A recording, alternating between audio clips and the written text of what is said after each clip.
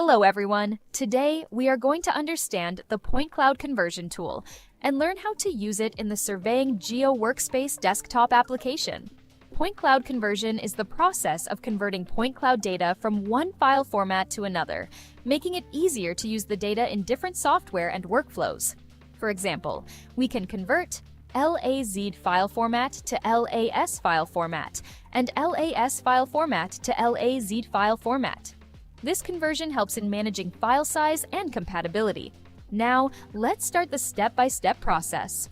First, open the Surveyaan GeoWorkspace desktop application and choose your working interface. Then switch to the new UI. After switching to the new UI, you will see the post-processing section at the top. Click on Post-Processing. Then click on Add Layer and select Point Cloud. Now, you need to add your point cloud layer. After adding the point cloud layer, on the left side, you will see the sixth tool, which is the point cloud conversion tool. Click on it. Now, the tool window will open. In the input layer, you will see your selected point cloud data. In the output section, you can choose the file location or keep it as default.